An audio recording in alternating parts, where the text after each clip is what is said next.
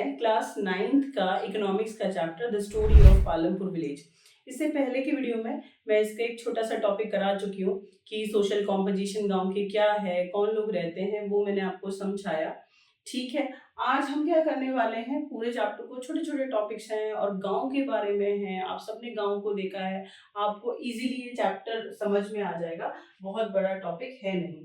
ठीक है, तो आज हम पढ़ेंगे कि why we call Palampur it's a developed village. क्या आपको पता है, गांव तो बहुत सारे बैकवर्ड गांव भी होते हैं जहाँ हॉस्पिटल फैसिलिटी नहीं है, कोई स्कूल नहीं है।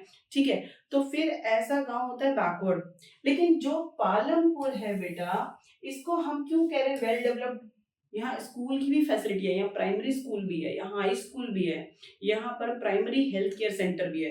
हॉस्पिटल तो बड़े होते हैं, ऑपरेशन थिएटर भी है और इक्विपमेंट्स भी है हाई टेक्नोलॉजी के साथ।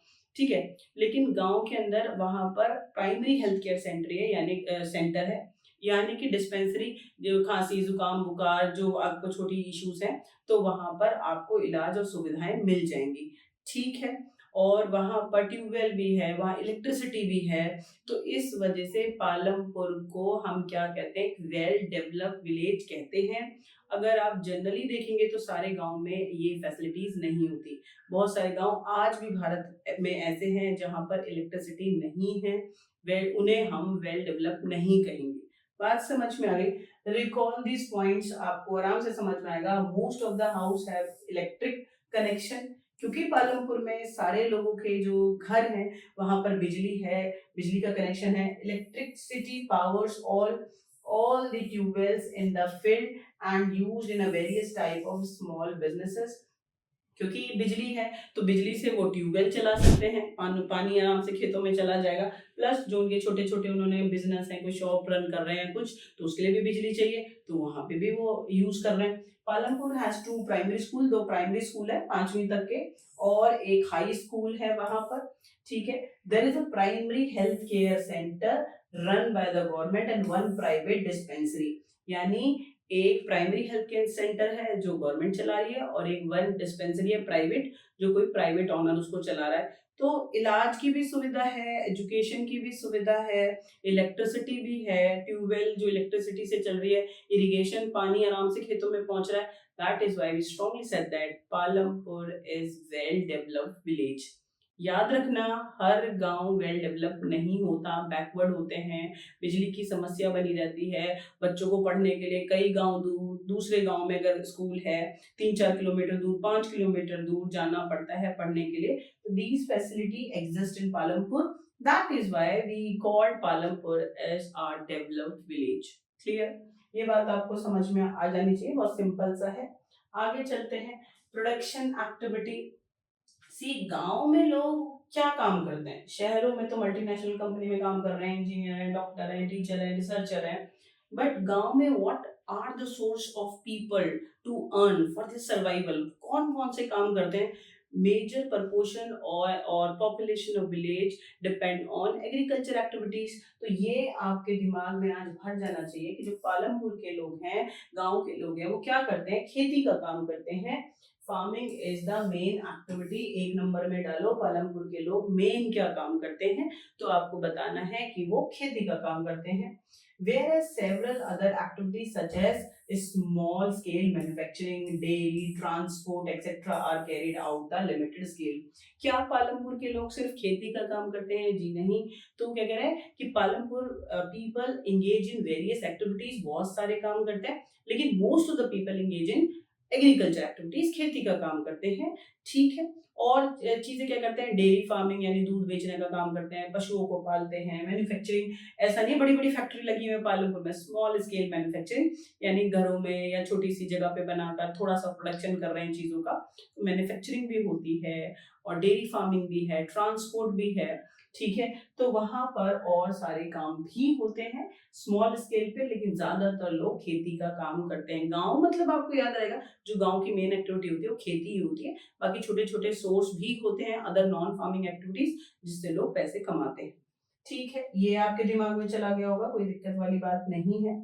आगे चलते हैं, नॉन फार्मिंग एक्टिविटी। देखो, पालमपुर में जो ज्यादातर लोग हैं, या किसी भी गांव में जो ज्यादातर लोग हैं खेती का काम कर रहे हैं, तो वो हुई फार्मिंग एक्टिविटी। इट मींस ठीक है। If you produce commercial crops, ठीक है, या फिर आप अगर फूड क्रॉप्स को ग्रो कर रहे हैं तो वो भी एग्रीकल्चरिस्ट एक्टिविटी। और नॉन एग्रीकल्चरिस्ट एक्टिविटी और डेयरी फार्मिंग है, ठीक है, ट्रांसपोर्ट है, यहाँ पे आप देखो पशुओं को पाल रहे हैं, शॉपकीपिंग है। आपके माइंड में ये पिक्चर्स मैंने यहाँ पे इसीलिए लगाई है कि आप ना भूलें, ऑब्जेक्टिव में आ जाता है नॉन फार्मिंग एक्टिविटी कौन कौन सी है। बच्चे एग्रीकल्चर को भी टिक करके आते हैं, अरे एग्रीकल्चर तो फार्मिंग एक्टिविटी है, वहां पे क्रॉप्स ग्रो होते हैं अलग अलग, ठीक है। नॉन फार्मिंग एक्टिविटी जो खेतों से रिलेटेड नहीं है और दूसरी एक्टिविटीज हैं जिससे पैसा कमाया जा रहा है, जैसे गांव में आपने देखा होगा छोटी छोटी दुकानें होती हैं, ठीक है, शॉप है, शॉपकीपिंग, ठीक है। और डेयरी फार्मिंग, पशुओं को रेयरिंग करते हैं, पशु उसका दूध निकालते हैं और इसे बेचते हैं, इससे पैसा आता है, तो डेयरी फार्मिंग, शॉपकीपिंग। और एक है कम्युनिकेशन और ट्रांसपोर्ट, यानी गांव में ना ब्लग कार्ड है या फिर ट्रैक्टर है, बहुत सारे सोर्स होते हैं किसी चीज को एक जगह से दूसरी जगह पर ले जाने के लिए, तो वो भी एक इनकम का साधन बन जाता है। बात समझ में आ गई? तो ट्रांसपोर्ट एक नॉन फार्मिंग एक्टिविटी है और शॉपकीपिंग एक नॉन फार्मिंग एक्टिविटी है और प्लस डेयरी फार्मिंग एक नॉन फार्मिंग एक्टिविटी है। आप चाहेंगे तो स्मॉल स्केल मैन्युफैक्चरिंग भी लिख सकते हैं, वो भी एक नॉन फार्मिंग एक्टिविटी है, यानी कि आप स्मॉल स्केल पे कुछ चीजें बना रहे हैं, टोकरी बना रहे हैं, जूते बना रहे हैं और उसे बेच रहे हैं, तो होता है स्मॉल स्केल मैन्युफैक्चरिंग। बात समझ में आ गई? तो these all are activities we included non farming activity. अब मुझे पूरा विश्वास है कि आपको माइंड में सेट हो गया होगा, आप कभी नहीं भूलने वाले। फार्मिंग माने आप खेतों में जो प्रोड्यूस कर रहे हैं क्रॉप्स, चाहे वो कमर्शियल बेचने के लिए या फिर जो क्रॉप्स हैं, फूड क्रॉप्स हैं खाने के लिए या ज्यादा प्रोड्यूस कर रहे हैं बेचने के लिए, ठीक है। नॉन फार्मिंग एक्टिविटी जो खेतों से रिलेटेड नहीं है लेकिन ये एक्टिविटी करी जाती है, ये भी पैसे के लिए की जाती है, चाहे आप शॉपकीपर हैं, चाहे आप डेयरी का काम कर रहे हैं, ठीक है, पशुओं को पाल रहे हैं, या फिर आप ट्रांसपोर्ट के बिजनेस में इन्वॉल्व हैं। बात समझ में आ गई आपको? आपको पता है ये सारे बिजनेस शहर में भी होते हैं, डेयरी फार्मिंग भी होती है, शॉपकीपिंग भी होती है और ट्रांसपोर्ट भी होता है, बट ये लार्ज स्केल में होता है और जो पालमपुर है किसी भी गांव में स्मॉल स्केल पे होते हैं। क्लियर हो गया? आगे चलते हैं, क्या लिखा हुआ है, meaning of the production and the factors of production, ठीक है। ये क्वेश्चन बहुत इंपॉर्टेंट है, आपको ये बात समझ में आज आ जानी चाहिए कि एम ऑफ प्रोडक्शन क्या होता है, ठीक है। You produce something for your requirement, what ever you want, जो आप चाहते हैं उन चीजों को ही तो पैदा करेंगे। आपको एसी चाहिए घर में तो आप बाजार से लेकर आएंगे, या फैक्ट्रीज में एसी क्यों बन रहे हैं, क्योंकि बाजार की रिक्वायरमेंट है, कंज्यूमर को एसी चाहिए, गर्मी बहुत ज्यादा है। बात समझ में आ गई? अगर यहाँ भारत देश बहुत ठंडा देश होता, बर्फ पड़ रही होती, तो एसी को प्रोड्यूस करने का क्या लॉजिक होता, वो बिकेगा ही नहीं, ठीक है, और उसका प्रोडक्शन फेल हो जाएगा। तो प्रोडक्शन किन चीजों का था, what is the aim of production, ठीक है, what is the aim of your study, कि आपको प्रोफेशनल बनना है, आपको पास होना है। तो सेम एज इट इज मैं क्या कह रही हूँ आपसे, एम ऑफ प्रोडक्शन, चीजों को फैक्ट्री में पैदा कर रहे हैं, खेतों में आप क्रॉप्स को ग्रो कर रहे हैं, इसका क्या मोटिव है, एजेंडा क्या है। तो aim of production to produce goods and services that we want, जो चीजें हमें चाहिए उन्हें पैदा करना प्रोडक्शन का एम होता है। होपफुली यू अंडरस्टैंड, एम आपको समझ में आया होगा। Aim of production is produce to goods and services that we want, जो हमें चाहिए। अच्छा, किसी भी चीज को पैदा करने के लिए, फैक्ट्री में आपको गाड़ी बनानी है, आपको खेतों में ना आलू उगाना है, प्याज उगाना है, कुछ भी पैदा करना है, आपको चार चीजें जरूर लगेंगी। Let's talk about four factors which is required to produce something. किसी भी चीज को पैदा करने के लिए चार चीजों की जरूरत पड़ने वाली है। फैक्टर ऑफ प्रोडक्शन या फोर रिक्वायरमेंट ऑफ प्रोडक्शन, कौन कौन से हैं वो? पहला है बेटा लैंड, आपको गाड़ी बनानी है फैक्ट्री में, आपको आलू उगाना है, मुझे लेक्चर देना है, हवा में करूंगी लेक्चर, उड़ के देंगे, जमीन तो चाहिए। if you want to produce knowledge, if you want to produce crop, if you want to produce something in manufacturing industry, you need land. So land is a natural resource and we need land like other natural resource to produce something. आपको soil चाहिए, आपको water चाहिए, ये सारे natural resource हैं। यहाँ तो सिर्फ land का example दे दिया, तो yes, हमें natural resource like land चाहिए ही चाहिए अगर हमें कुछ भी produce करना है। प्रभु आया, बिल्कुल आ जाना चाहिए, बहुत सिंपल सी बात है। अब आ जाओ लेबर, आपको चाहे आलू प्याज उगाना है खेतों में, फैक्ट्री में आपको कोई प्रोड्यूस करनी है चीज़, कार बनाना है, बाइक बनाना है, बिस्किट बनाना है, ठीक है? और या यहाँ पर इस लेक्चर को प्रोड्यूस करना है, कोई नॉलेजेबल चीज़ मुझे आपको बताना है, तो हर चीज़ के लिए लेबर, मेहनत लगती है। बात समझ में गई? तो लेबर वर्कर तो चाहिए ही। बट कीप इन माइंड, जो लेबर होते हैं वो 2 टाइप के होते हैं। एक होते हैं स्किल्ड लेबर, एजुकेटेड लेबर, ठीक है? वेल ट्रेन्ड लेबर और अपने काम में बहुत माहिर होते हैं, और दूसरे होते हैं जो वेल ट्रेन्ड नहीं होते। जैसे अब जो बोझा ढोने का काम कर रहे हैं, ठीक है? या खेतों में काम कर रहे हैं, वो भी एक मज़दूरी है। They also involve in production, ठीक है? वो भी प्रोड्यूस करने का काम कर रहे हैं। लेकिन बेटा आप इस बात को ध्यान रखना कि वो वेल ट्रेन्ड नहीं है, वो हाइली एजुकेटेड नहीं है। बात समझ में आ गया? वो फिज़िकल मेहनत कर रहे हैं। आ गया? और एक होता है वेल ट्रेन्ड, हाइली एजुकेटेड। देखो मैं इस लेक्चर को प्रोड्यूस कर रही हूँ, मैं आपको समझा रही हूँ, नॉलेज प्रोड्यूस हो रही है, तो हमें वेल ट्रेन्ड, ठीक है, हाइली एजुकेटेड। बात समझ में आ गई? तो 2 तरह की मज़दूरी होती है, आपको कुछ भी पैदा करनी है खेत में, स्कूल में, कॉलेज में, यूनिवर्सिटी में, पार्लियामेंट में, नॉलेज प्रोड्यूस करना है, क्रॉप्स प्रोड्यूस करना है, तो 2 तरह के मज़दूर लगेंगे। एक होते हैं वेल ट्रेन्ड और एक होते हैं अ, दूसरे कौन होते हैं जो फिजिकल अपनी स्ट्रेंथ से ही प्रोड्यूस करते हैं चीज़ों को, ठीक है? तो एक होती है फिजिकल एबिलिटी और एक होती है मेंटल एबिलिटी, ठीक है? तो मेंटल एबिलिटी से टीचर आपको पढ़ाते हैं, फिजिकल एबिलिटी से थोड़ी पढ़ाते हैं कि पढ़ो, पढ़ो, ज़ोर-ज़ोर से मार रहा है, पढ़ो, इसको पढ़ो, नहीं। तो हमारी मेंटल एबिलिटी लगती है, फिजिकल एबिलिटी नहीं लगती, और खेत में मेंटल एबिलिटी नहीं, फिजिकल एबिलिटी ज़्यादा लगती है। बात समझ में आ गई? तो दूसरी चीज़ है, किसी भी चीज़ को प्रोड्यूस करने के लिए labour, some production activities require highly educated workers to perform necessary tasks, and other activity require worker who can do manual work. तो 2 तरह के लेबर होते हैं, एक तो मैनुअल वर्क करते हैं, मेहनत, फिजिकल मेहनत करते हैं, ठीक है? जो खेत में मज़दूर काम कर रहा है, किसान कर रहा है, उसका फिजिकल है, मैनुअल वर्क है, और टीचर काम कर रहा है, डॉक्टर काम कर रहा है, हम भी प्रोड्यूस कर रहे हैं चीज़ें, ठीक है? तो हमारा जो प्रोडक्शन में हेल्प होती है, वो मेंटल लेवल से होती है, स्किल्ड होते हैं, ट्रेन्ड होते हैं। बात समझ में आ गई आपको? तो ये 2 चीज़ें समझ में आई होंगी, लैंड एक नेचुरल रिसोर्स है, we need this factor to produce something, और लेबर भी हमें चाहिए किसी भी चीज़ को प्रोड्यूस करने के लिए। बात समझ में आ गई आपको? उसके बाद हम चलते हैं physical capital. If you want to produce something, तो this is the another factor which we require. What is it? Physical capital. क्या होता है फिजिकल कैपिटल? कैपिटल माने होती है आपकी पूंजी, ठीक है? और आपको लाइक स्कूल खोलना है तो यू नीड बिल्डिंग, आपको कुछ प्रोड्यूस करना है, कुछ कपड़ा बनाना, यू नीड मशीन्स। तो जो टूल्स, मशीन, ये सब कैपिटल होता है। इसे क्या कहता है? इन्वेस्टर इस कैपिटल को इन्वेस्ट करता है, ठीक है? और तब चीजें प्रोड्यूस होती हैं। अब कपड़ा बनाने के लिए मशीन ही नहीं है, क्या करोगे? कैसे कपड़ा बन जाएगा? ठीक है? तो आपको अच्छा सा सूट बनाने के लिए या कार को मैन्युफैक्चर करना है, तो वी नीड ना मशीन्स। जो मशीन है वो टूल है, वो बिल्डिंग है जहां पर वो मशीन रखी है, वो सब होता है फिजिकल कैपिटल। ठीक है? आपको बात समझ में आ गया कि फिजिकल कैपिटल क्या होता है, ठीक है?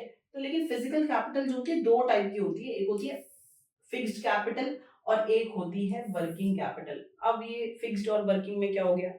देखो टूल, मशीन, बिल्डिंग, आपकी jewellery, money, these all include in physical capital, कि आपको ये इन्वेस्टमेंट चाहिए, you start any business, you produce anything, आपको कुछ भी पैदा करना है, आपको कैपिटल तो चाहिए ही।